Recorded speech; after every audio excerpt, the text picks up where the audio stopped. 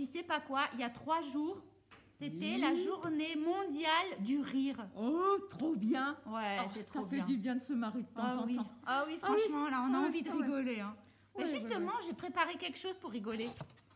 Regarde, j'ai fabriqué une cocotte géante.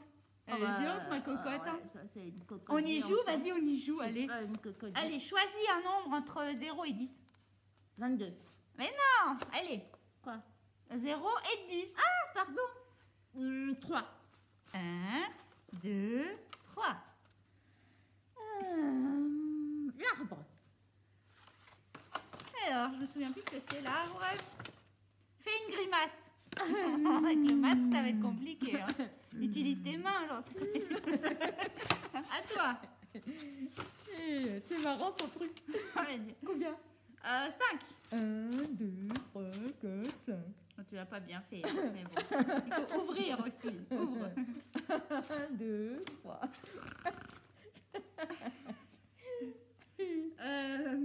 Soleil. Soleil. Ouais, peur. Imite un animal. Ça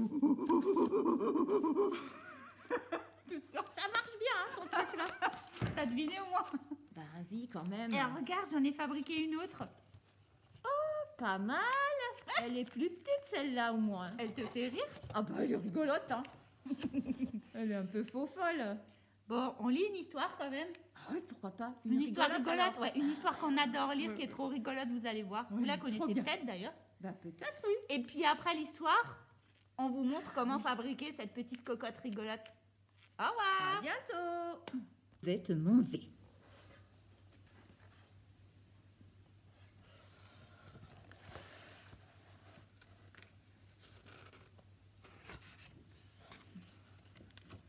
Dans la forêt, sous les sapins, il y a un loup.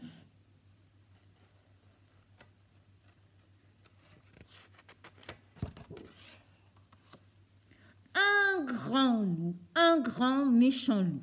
Il a faim, il a très faim, il a même très très faim.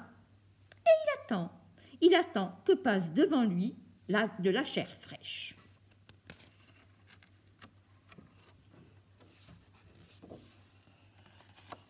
Et un matin arrive sur le chemin un lapin.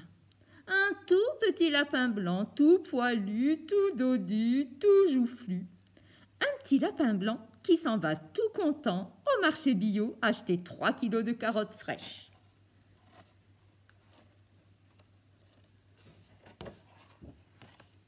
Le loup bondit en criant « Ah, je vais te manger, petit lapin blanc. Je vais te manger tout de suite. Oh, attends, grand méchant loup, attends.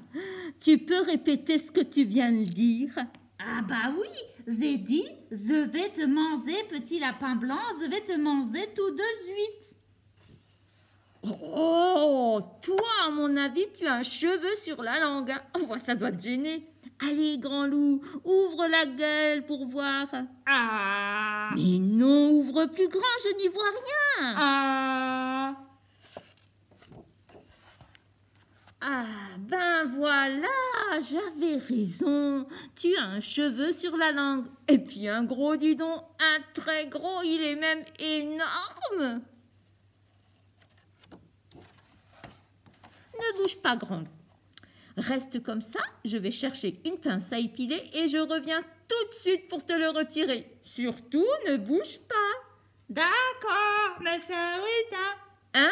Quoi? Qu'est-ce que tu dis? Je dis d'accord, mais je vais pas rester comme ça toute la journée. Le loup attend 1 heure, 2 heures, Ah. 3 heures, quand tout à coup arrive sur le chemin un petit lapin roux. Ah, je vais te manger, petit lapin roux. Je vais te manger tout de suite. Oh, lui, tu sais même pas y faire, tu n'y connais rien, grand méchant loup. C'est pas comme ça qu'il faut s'y prendre si tu veux manger du lapin. Si tu veux m'attraper, il faut d'abord te cacher derrière un arbre. Il ne faut pas qu'on te voie, il faut pas qu'on t'entende. Surtout lorsqu'on a un gros cheveu sur la langue comme toi. Allez, on va le refaire. Cache-toi derrière cet arbre et moi, je repars et je fais comme si je ne t'avais pas vu.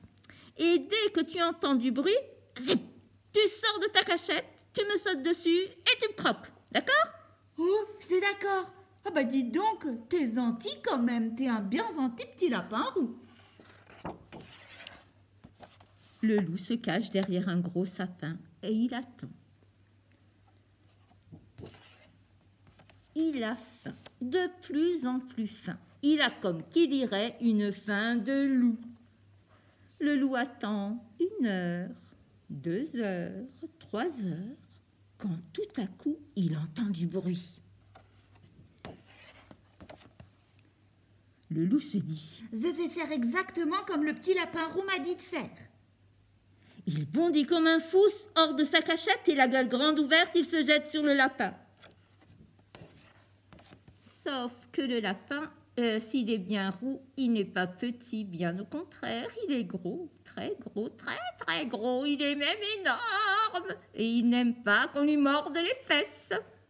Excusez-moi, monsieur Ours Brun, je me suis trompée. Je vous ai pris pour un petit lapin roux, un tout petit lapin roux. Quoi? Moi, un petit lapin roux? Mais ça va pas la tête? Attends un peu pour voir. Poursuivi par l'énorme animal, le loup court. Il court à toute vitesse, à toute allure. Il court si vite que, boum, patatras. Le loup est arrêté net par un énorme chêne qui se trouvait là en plein milieu de son chemin.